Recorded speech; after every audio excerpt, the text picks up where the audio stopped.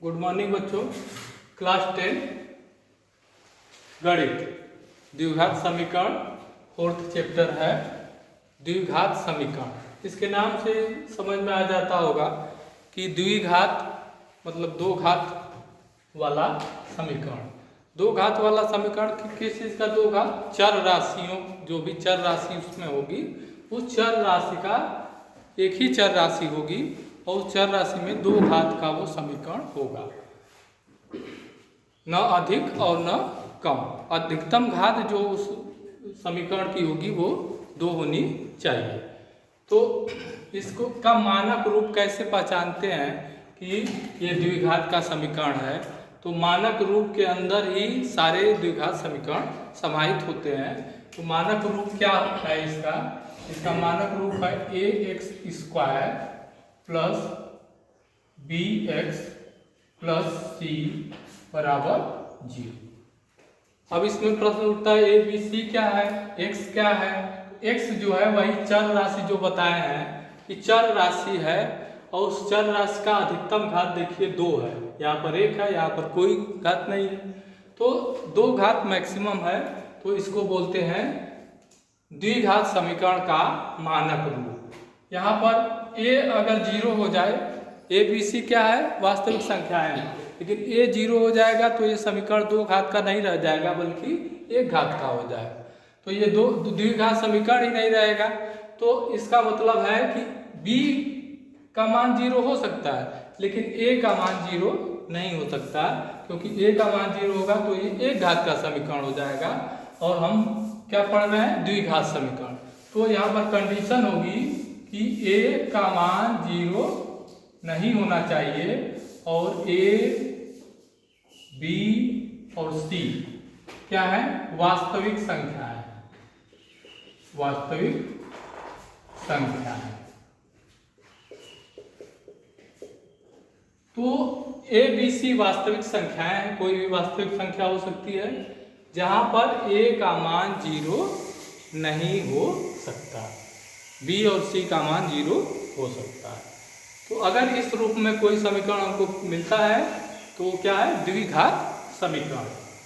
अब इस नेक्स्ट जो प्रश्नावली है 4.1 है, एक्सरसाइज 4.1। एक्सरसाइज 4.1 का प्रश्न करते हैं। प्रश्न 1 है कि जांच कीजिए कि क्या निम्न द्विघात समीकरण है।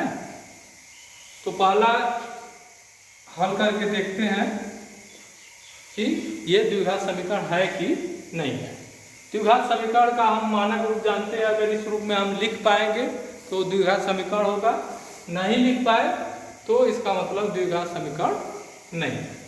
तो हल कीजिए, इसको थोड़ा सिंप्लीफाई कीजिए, सरल कीजिए। तो 2x - 3 ये है पहला। इसको चेक करना है तो इसका विस्तार करेंगे।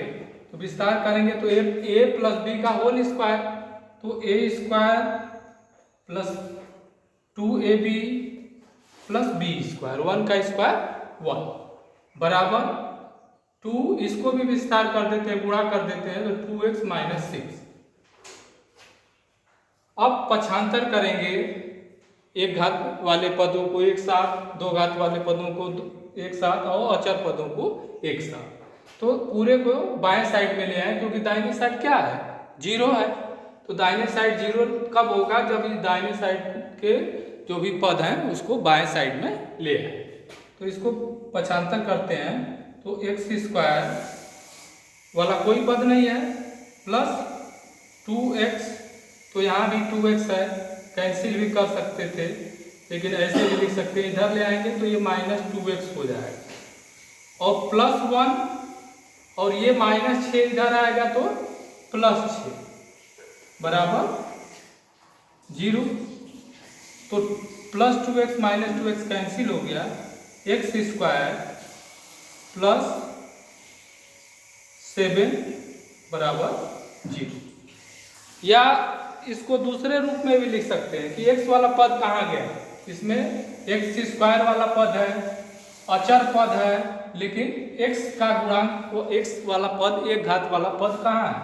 तो x वाला पद यहाँ पर बना सकते हैं कैसे बनाएंगे कि x वाला पद तो है ही नहीं है, तो x वाला पद x लिखेंगे, लेकिन इसका गुणांक जो है वो 0 है, तब ये 0 इंटू एक्स क्या हो जाएगा, 0 हो जाएगा, और +7। इस रूप में लिखने का एकमात्र उद्देश्य है कि इसको इस तरीके से लिख लीजिए कि हम इससे तुलना कर सके, व्यापक रूप से तुलना कर सके। अब देखिए a का मान ax² है यहाँ पर, तो a की जगह पर यहाँ क्या है 1 है, bx है प्लस है तो प्लस है, और bx है तो x के जगह तो x है, लेकिन b के जगह पर यहाँ पर क्या है 0, प्लस c के जगह पर क्या है यहाँ पर 7। तो तुलना कर सकते हैं और देख सकते हैं कि a बराबर 1, b बराबर 0 और c बराबर +7 सभी वास्तविक संख्याएं हैं।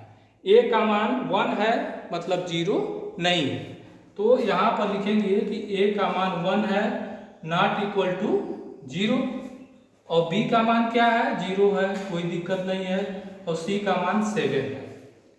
तो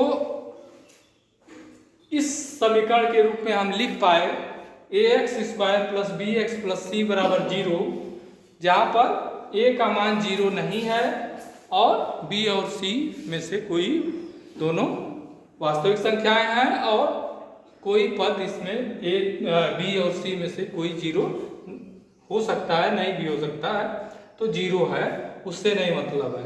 बस a का मान 0 नहीं होना चाहिए और a b c तीनों ही वास्तविक संख्याएं होने चाहिए, तो तीनों वास्तविक संख्याएं हैं और a is not equal to 0। तो लिखेंगे अतः जो समीकरण दिया हुआ है अभीष्ट समीकरण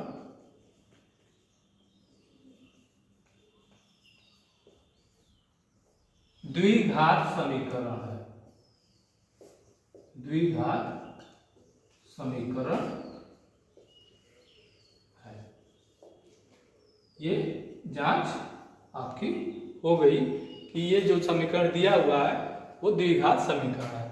इसको होमवर्क के तौर पर दे रहे हैं, इसको सरल कीजिएगा, इस रूप में लिखने का प्रयास कीजिए। अगर लिख पाते हैं ए बी सी वास्तविक संख्याएं इज नॉट इक्वल टू 0, तो ये द्विघात समीकरण होगा। अगर नहीं लिख पाते हैं इसका मतलब ये द्विघात समीकरण नहीं।